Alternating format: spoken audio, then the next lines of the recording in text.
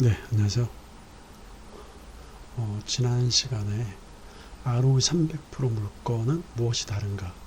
라는 도서의 목차를 간략하게 살펴봤는데요. 이번에는 실전 경매 케이스 스터디를 한번 해볼까 합니다. 첫 번째 케이스 스터디는 구월동 상업용지인데, 이 구월동이라는 곳은 어디냐면 남동구 구월동이라는 데가 있어요, 인천에. 네이버 지도를 통해서 한번 살펴보면 여기에 지금 보면 구월동이 나오는구나.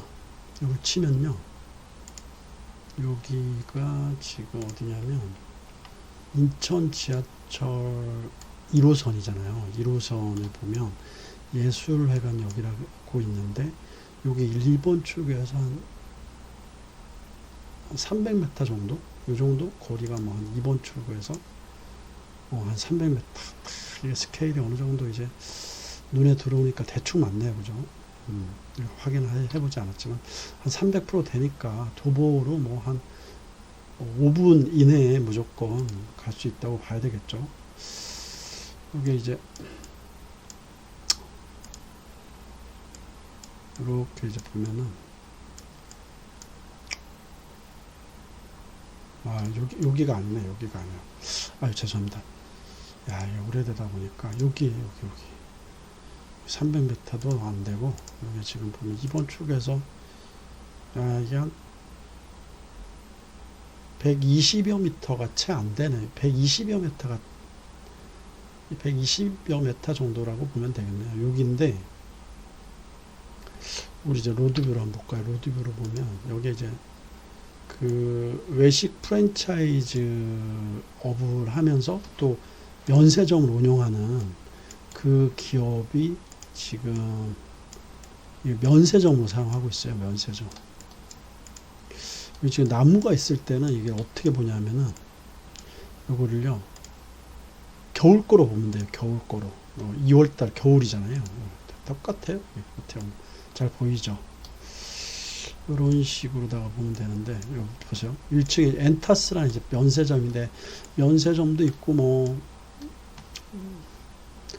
뭐 식당도 있는 것 같고,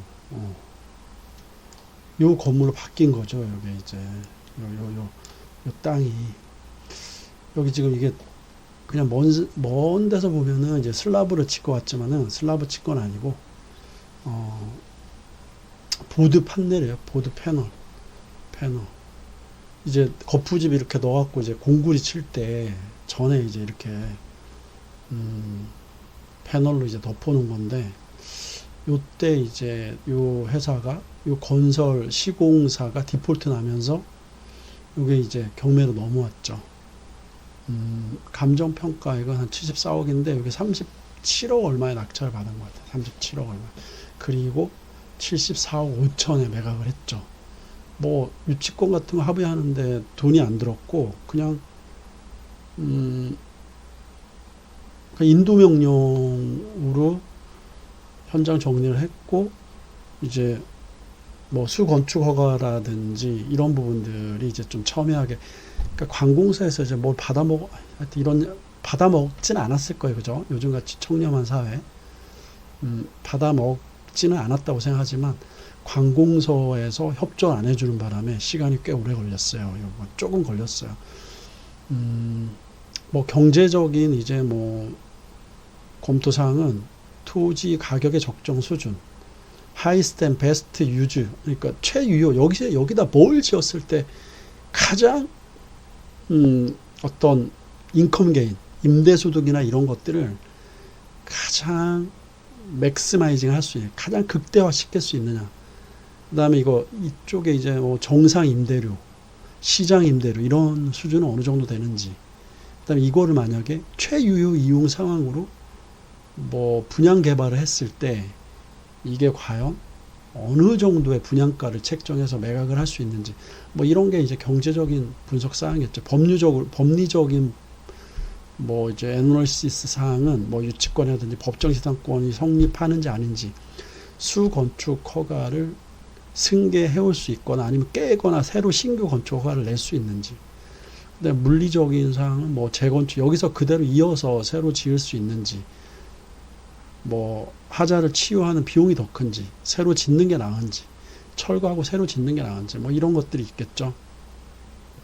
그런 문제는 돈 많은 회사이기 때문에 그냥 이제 뭐 신용이 좋고 돈 많은 회사이기 때문에 신용으로 뭐 레버리지를 이용할 수 있어서 뭐 그런 회사는 문제가 없지만, 항상 이렇게 개미 투자자들은 문제가 뭐냐면 이거를 자기 자본이 없으니까 이제 1, 2 금융권을 이용을 해야 되는데, 이런 것들은 대출 기피한다는 거죠. 이런 거는 대출을 기피하기 때문에 좀 어려운 부분이 있고요.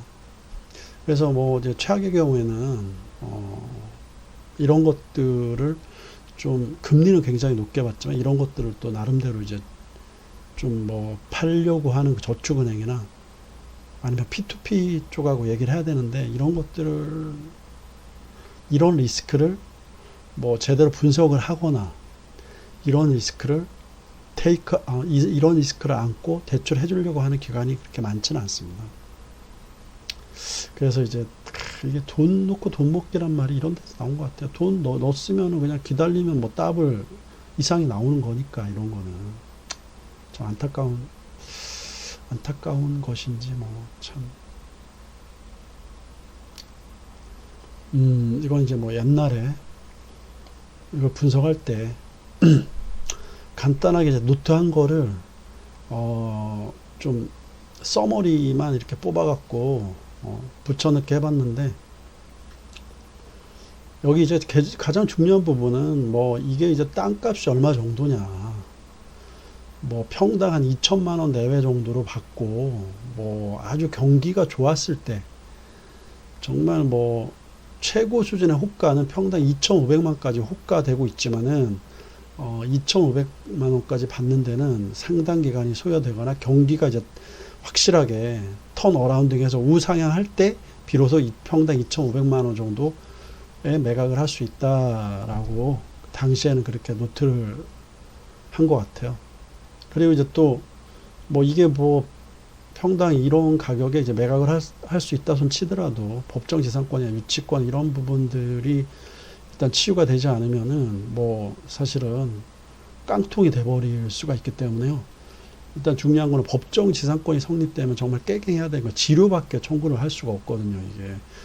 그래서 상당히 이제 엄청난 리스크를 갖고 있는데, 이건 어떻게 깨느냐, 이거 굉장히 여기서 이제 결정적인 팁을 하나 드릴게요. 감정평가서에 보면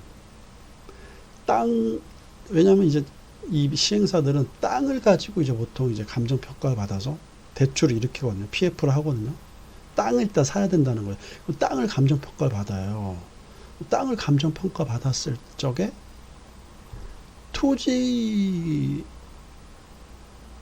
촬영한 사진이 있다는 말이죠. 감정평가서 뒤에. 그걸 입수하면 이 당시에 건물이 없었다. 건물이 성립될 가능성이 없었다. 관습법상 법정지상권 성립할 수가 없었다. 그러니까 물론 이제 다양한 뭐 이런 증거 자료가 있을 수 있겠지만, 가장 신뢰 수준이 높고 그다음 빨리 좀 뭐 인용을 받아낼 수 있는 그런 어떤 증빙 자료는 감정평가서에 첨부된 사진, 이게 굉장히 이제 어떤 포인트라고 생각을 하고, 이걸 이제 딱 발췌를 해서 제출해서 이제 그 법정지상권은 뭐 부전제소를 해서 이겼고, 다만 이제 문제가 되는 것은 당시에도 건축법에 이렇게 나와 있죠. 예를 들어서 건축이 불가한 경우 건축 허가를 취소하여야 한다. 근데 건축이 불가하다고 인정되는 경우, 이 단서 조항 때문에 인정되는 경우 건축 허가를 취소하여야 한다. 기속행위잖아요. 이거는 요건에 해당되면 취소를 해야 되는, 청문을 거쳐서 취소를 해야 되는데, 요 인정되는 경우,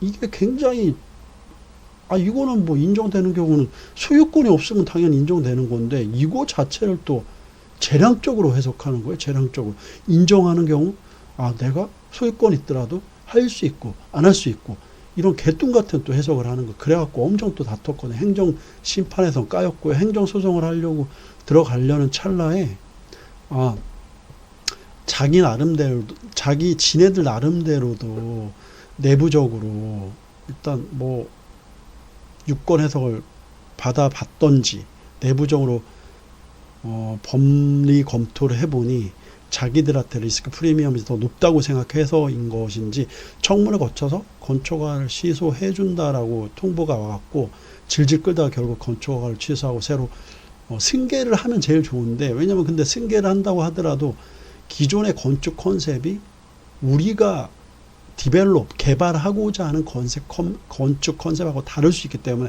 기존 설계도를 승계하는 게 큰 의미가 없어요. 또 그 건축사가 또 상당한 또 설계비를 달라고 하는 경우가 많아요. 왜냐하면 설계비로 떼먹혔기 때문에 설계비도 좀 챙겨달라고 하는 경우가 많거든요. 그렇기 때문에 이걸 승계하는데 좀 한계가 있고 그냥 건초과를 취소하고 새로 건초과를 일단은 넣고 그 즈음에 뭐 여러 그때 당시에 LIG 건설이 그때 이제 부도 났었거든요. 디폴트 났었거든요. LIG 건설도 막 LOI 의향서를 넣고 뭐 여기저기 건설사에서 여기에 이제 샘플 모델하우스 부지로 쓴다고 하면서 굉장히 이제 LOI 의향서가 많이 들어왔는데 그 중에 이제 엔타스라는 그런 면세점도 운영하고 그다음에 외식 프랜차이즈업으로 운영하는 나름대로 중견 규모의 내실 있는 업체한테 굉장히 좋은 금액으로 매각을 하게 된 케이스였습니다. 네, 이렇게 이제 당시 현장 상황 이런 상황이었고, 그래서 요거를 이제 이거를 이제 사람들이 왜 못 들어왔냐면 이게 슬라브가 덮여 있는 거라고 생각을 한 것 같아요. 그럼 법정지상권 성립 문제가 있을 수가 있거든요. 그래갖고 이걸 안 들어왔는데 그래서 가격이 엄청나게 떨어졌었죠. 굉장히 좋은 땅이에요. 인천 내에서는 그래도 송도, 청라, 이 부월동 이 정도가 나름대로 인천 내에서는 지역 수준이 괜찮은 편이거든요. 그리고 여기는 광대로변이거든요. 광대로변에 각지에 여기는 이제 보행자 전용 도로긴 하지만 각지거든요. 각지 코너라는 얘기죠. 그래서 상당히 입지적인 전철역에서 가깝고 모델하우스 이런 걸로 사용하기에 최적화된 그런 부지가 아닐까 생각을 해요. 그래서 요 엔타스 면세점이 들어와 있고 현재는 어떤지 모르겠어요. 이것도 몇 년 전에 사진인 것 같은데 옛날에 이제 강의하거나 이렇게 자료 만들 때 이렇게 붙여놓은 거라서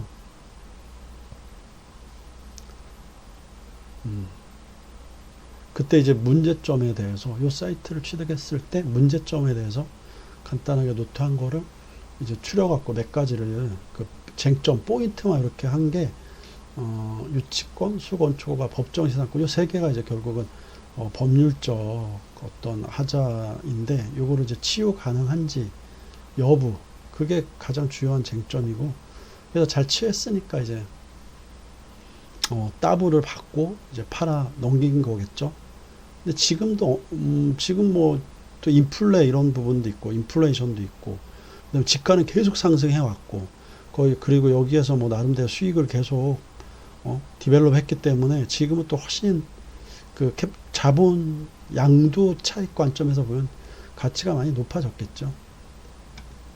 다 펜스로 쳐져 있었고요.